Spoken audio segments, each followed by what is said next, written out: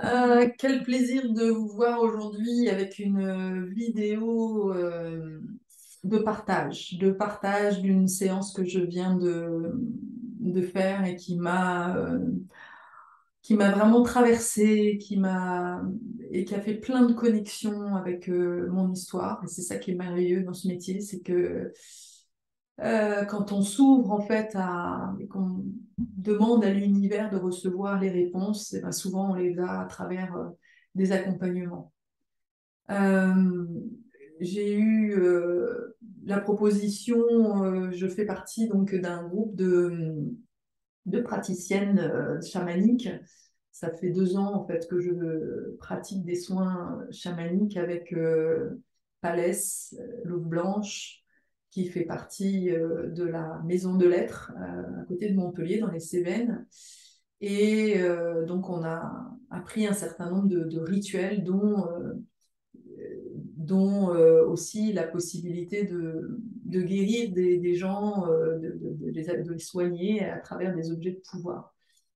Et, euh, et là, récemment, donc pas plus tard qu'hier, euh, Palès en fait a posté le fait qu'il y avait une personne qui avait fait le chant ethnique, qui avait besoin de soutien parce qu'elle venait de perdre un bébé. Et spontanément, j'ai senti que c'était pour moi. Euh, Faire monter en fait des enfants qui n'ont pas pu s'incarner sur Terre. Je sais que ça fait partie de mes dons. J'ai déjà fait des soins par rapport à ça. J'ai une amie qui a eu 10 grossesses et dont seulement 2 incarnées. Et lors d'un soin, elle se sentait fatiguée, elle se sentait oui, vraiment comme presque prisonnière d'énergie morbide, en fait. Et lors d'un soin, bah, j'ai senti qu'il y avait vraiment à faire passer, en fait, tous ces enfants. Et il y en a beaucoup là qui demandent qui demandent à remonter à la lumière. Et donc j'ai accompagné cette femme qui a déjà eu pas mal d'interruptions de grossesse. Elle en a eu 2 ou 3, je ne sais plus. Et ce qui était magnifique, en fait, c'est qu'elle a initié une formation de doula. Et j'avais envie, en fait, de partager, en fait, son histoire parce que elle, elle vient, en fait, illustrer ce que certaines âmes très généreuses sont venues incarner sur cette terre, d'expérimenter des choses très douloureuses, très complexes, émotionnellement vraiment ouais, très, très, très lourdes, euh, pour ouvrir un nouveau champ de conscience et proposer en fait une autre façon de faire. Cette femme a eu a vécu plusieurs interruptions de grossesse et a vécu ces interruptions de grossesse parce qu'en fait, elle est porteuse d'un gène qui fait que l'enfant est destiné juste à être un légume, en fait. Donc, elle a, elle a compris, enfin, elle a compris, elle a su qu'elle avait ça au moment de sa première grossesse. Et donc, elle a dû avorter pour des raisons médicales. Et, et ce qui est incroyable, c'est que bah, chacune de ces... Donc, elle a eu trois grossesses et une quatrième qui est incarnée. Donc, elle en a vécu 2 d'abord, donc qui n'ont pas donné naissance, une petite fille et le quatrième. Et dans les 2 premières, en fait, elle a vécu bah, plein d'expériences. C'est comme si elle avait rejoué des blessures que les humains, en fait, sur cette terre portent, comme bah, l'abus médical, en fait, le viol médical. On en parle très peu, mais il est présent. Il est très présent, en fait, dans notre milieu médical. Et à la fois, il apparaît dans des moments de très forte vulnérabilité. Il apparaît donc dans des moments où voilà, la femme est, par exemple, a tellement besoin en fait de cocon, a besoin de soutien et au contraire, eh bien, on vient violer en fait son espace intime. Il faut savoir que les viols médicaux, c'est comme ça que je les appelle, je ne sais pas si c'est le vrai terme, peu importe, en tous les cas, c'est de l'abus. On parle de l'abus spirituel, mais voilà, l'abus existe aussi beaucoup dans le monde médical. Euh, Encore une fois, dans des moments où on est en grande vulnérabilité. C'est quelque chose que j'ai aussi entendu pour les personnes qui avaient des troubles de l'alimentation. J'ai une maman, en fait, qui m'a avoué avoir eu connaissance d'abus de la part de médecins dans dans des départements où il y avait des jeunes filles qui vivaient en fait des troubles de l'alimentation. C'est atroce, c'est horrible, mais ça existe.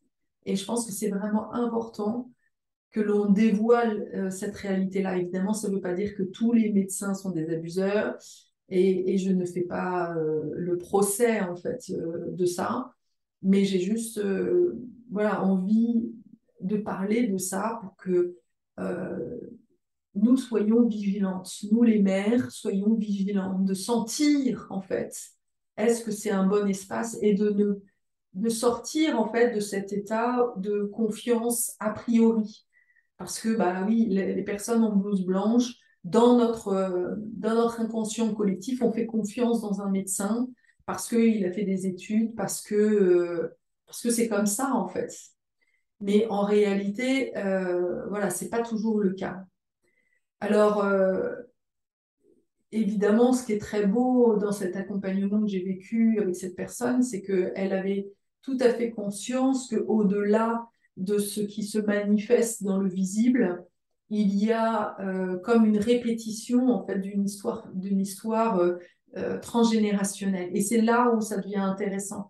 C'est-à-dire qu'on n'est pas là pour dénoncer des choses et dire voilà, il y a les méchants, les gentils. Non, on va justement prendre, en fait, voir ça comme une expérience que l'on traverse et, euh, et comme une réparation, une opportunité vraiment de réparation, en fait, de vie et voilà, de nos ancêtres et à la fois de nos vies passées.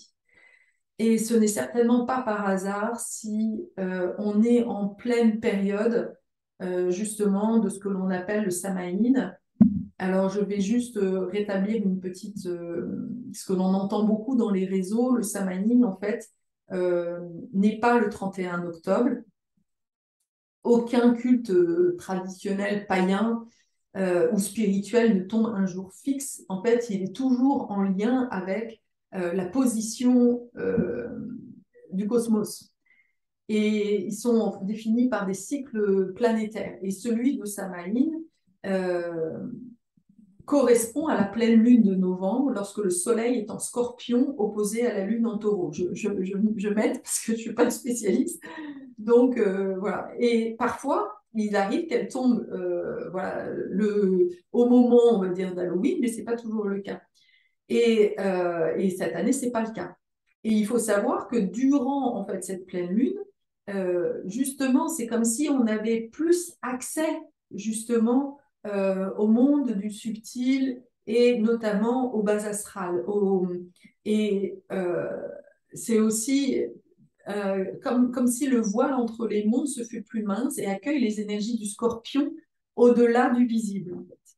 C'est justement un des moments les plus puissants de l'année pour recycler en fait nos énergies, honorer nos ancêtres et se libérer en fait euh, justement du poids des mémoires transgénérationnelles, des vécus transgénérationnels et de pouvoir vraiment oui, honorer en fait nos ancêtres pour ce qu'ils ont vécu et pouvoir continuer en fait le chemin.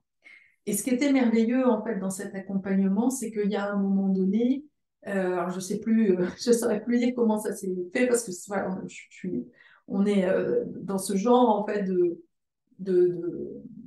de séance.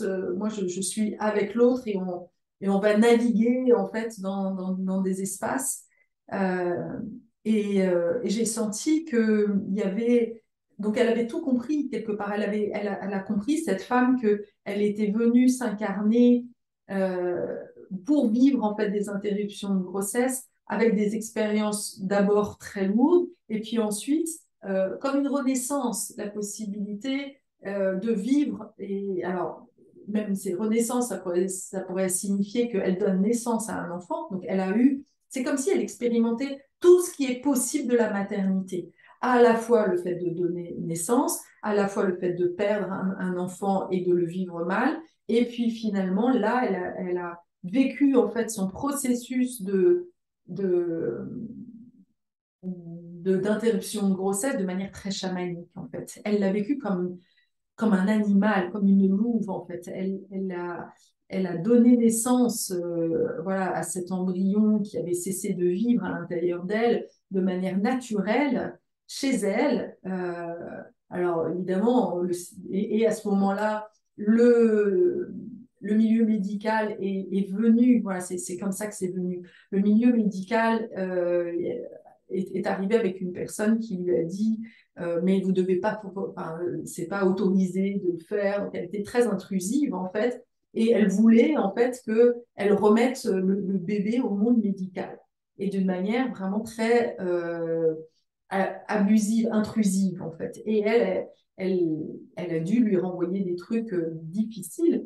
Et après coup, je lui dis oui, très bien, ça c'est dans le monde réel, mais ça montre en fait cette part-là, cette femme-là, en fait, renvoie, et j'ai vraiment senti que cette part-là, en fait, elle venait illustrer une part d'elle qui ne pouvait en fait s'autoriser de vivre ce processus dans la beauté, parce qu'elle a vécu un processus vraiment de remise à la terre, en fait, de rituel de ce petit bébé d'une manière mais tellement belle avec les animaux qui étaient là, son mari qui était là, voilà toutes les belles âmes qui étaient là pour la soutenir.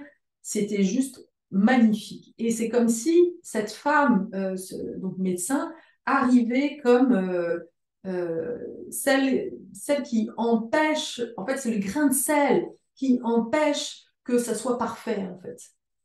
Et donc, on a creusé, en fait. Je lui ai demandé, voilà, et elle a senti que c'était juste, qu'en effet, ça lui parlait, en fait, d'un mécanisme chez elle. C'est comme si elle s'autorisait pas à avoir vécu ça, en fait. Et quand je lui ai demandé d'aller voir, en fait, cette part à l'intérieur d'elle, non plus de la projeter à l'extérieur, mais de la voir à l'intérieur d'elle, elle a visualisé la carte, en fait, de l'infortune, une vieille femme toute rabougrie, etc. Et donc, on a dialogué, en fait. Je l'ai fait dialoguer avec cette part-là. Et ce qui était magnifique, c'est qu'en fait, elle a compris qu'en effet, eh bien, cette part-là était une part du passé. C'est comme elle, dans l'expérience de ce qu'elle avait vécu, en fait, dans sa souffrance. Alors, ça peut être à la fois vie passée, derrière, certainement, il y a des ancêtres, mais là, en retransmettant, je vois en réalité que je comprends que c'est son moi bébé en fait qui a vécu des choses traumatiques et qui finalement reste enfermé dans le trauma. Et c'est clair que c'est le risque en fait de ce parcours très initiatique qui nous fait passer par des choses vraiment très compliquées en fait. Et donc, on peut s'enfermer dans ce rôle de victime finalement, et qui ne mérite pas de vivre le beau en fait. Et l'infortune, évidemment, c'est celle aussi qui ne se sent pas digne de recevoir, parce que, ben non, j'ai été, c'est une femme qui a été abandonnée, qui a été adoptée, donc tu vois, elle a vraiment passé par toutes les étapes en fait possibles et imaginables de la maternité, donc elle est une experte en fait de la maternité, mais pas une experte qui a appris, qui s'est formée, une experte qui a vécu en fait les expériences de plein de manières. Et, et c'est Et je vois qu'il y a plein d'âmes, en fait, qui viennent s'incarner comme ça, en vivant, en fait, des expériences pour, justement, le transmettre, le manifester et proposer, justement, une nouvelle manière de faire. Une, et complètement... et là, il n'y a pas de livre, en fait, qui apprend ça. Ça vient de nous, en fait. Ça vient de... C'est dans nos tripes, en fait. On sait, en fait, parce qu'on est passé par là, en fait. Et elle est passée vraiment par tous les stades. Et elle s'est laissée porter, en fait. C'est ça qui est génial. Elle s'est laissée traverser, vivre les choses d'une manière tellement naturelle. Et c'est tellement simple pour elle que justement, ça ne peut pas en avoir de valeur. Et cette femme de l'infortune, c'est comme, voilà, c'est cette part qui n'ose pas se voir la valeur dans ça. Parce que, évidemment, c'est aussi en lien avec le masculin, tout ce qu'on a projeté sur l'argent, sur la valeur, en fait, d'une profession. Si tu n'as pas les diplômes, là, elle n'a pas les diplômes, en fait, pour pouvoir valoriser, en fait, ce qu'elle est. Elle l'est parce que c'est l'expérience. Mais pour moi, il y a rien de plus beau, en fait. Il n'y a rien de plus valorisant, en fait. Mais dans notre schéma inconscient et dans la 3D, dans ce vieux monde en fait dans lequel on est aussi sur Terre, eh bien, il y a la croyance que ça n'a pas de valeur aussi certainement parce que dans les vies passées, on ne s'est pas autorisé à ce que ça ait de la valeur. Et ce qui était très fort en fait dans son expérience, c'est que elle s'est reliée. Donc à un moment donné, elle a dû dialoguer avec cette part-là et donc elle a su que c'était une. Donc là pour le coup, c'était une vie antérieure ou d'un ancêtre qui était parti avec un enfant et qui était parti d'un milieu de nobles, en fait. Donc, et quand on a commencé à échanger, elle a pris conscience que finalement, elle ne s'est pas donné le droit, en fait. Elle ne s'est pas donné la possibilité de rester, en fait, avec cet enfant au milieu, en fait, des siens, en fait. Elle s'est rejetée elle-même.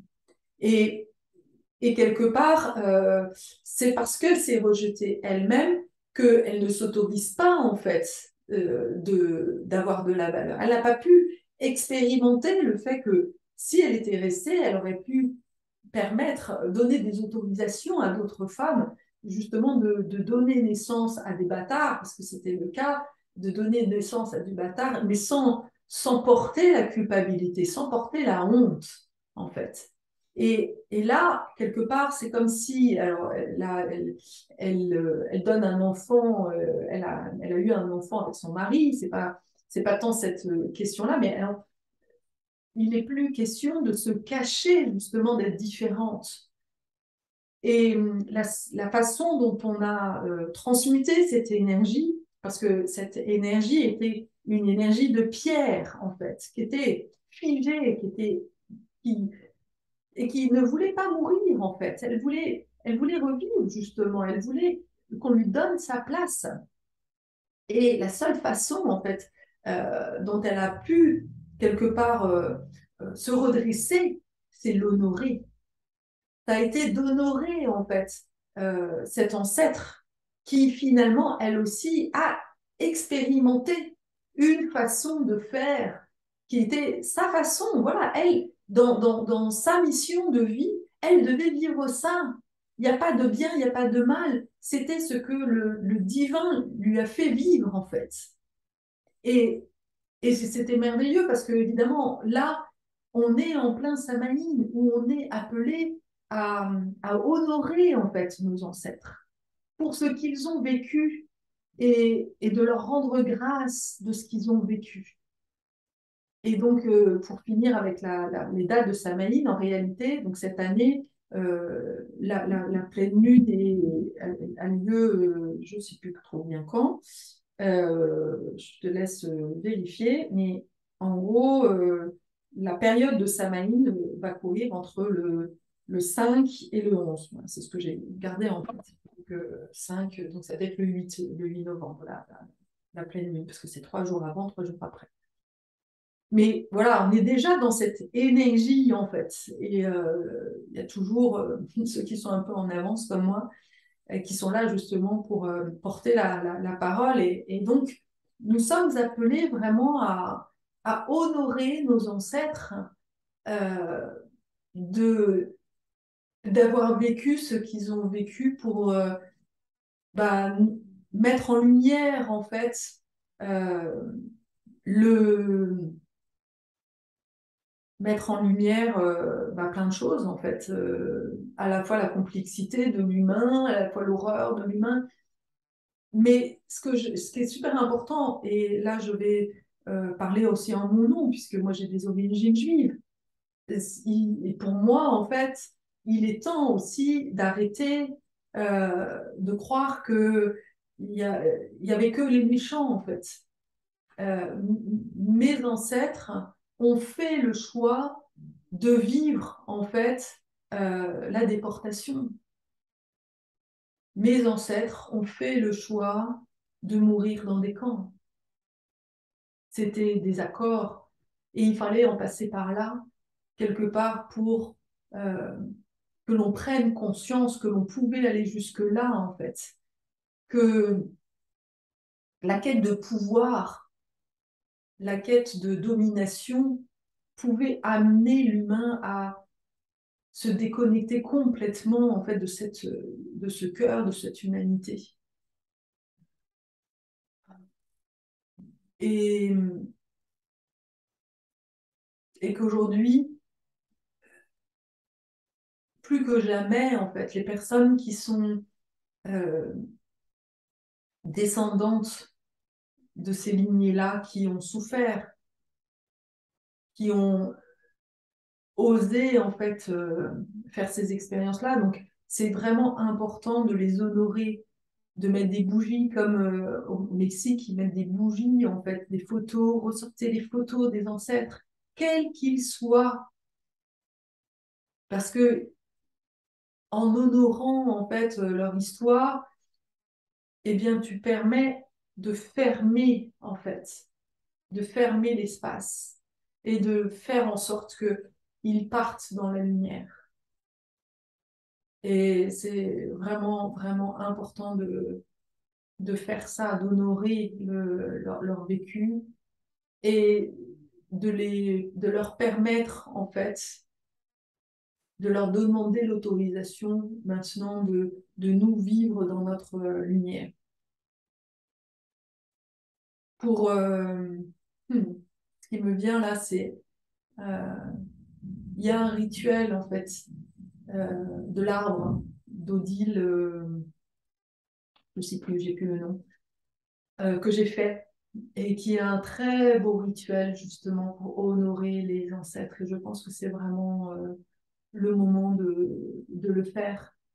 Donc, je vais vous proposer de faire cet événement en live, un événement Zoom. Voilà ce qui me vient. Je regarde juste la date parce que je le fais vraiment de manière complètement spontanée. Je sens que c'est juste. C'est le 6. Voilà, on va faire ça le 6, le dimanche 6.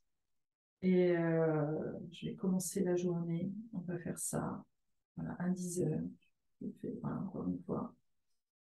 Et pour honorer les ancêtres, on va ouvrir un espace pour honorer les ancêtres, pour tout ce qu'ils ont vécu et nous aider à nous continuer en fait dans la lumière. Hmm. Voilà, je ne m'attendais pas à ça. Je ne savais pas, avant même d'avoir démarré cette vidéo, que je proposerais ça. Mais voilà, tout est venu de manière complètement intuitive et je me sens en joie en fait de pouvoir partager ce rituel à ce moment précis en fait. Hmm. Donc, rendez-vous donc le 6 à 10 heures. Je vais communiquer là-dessus.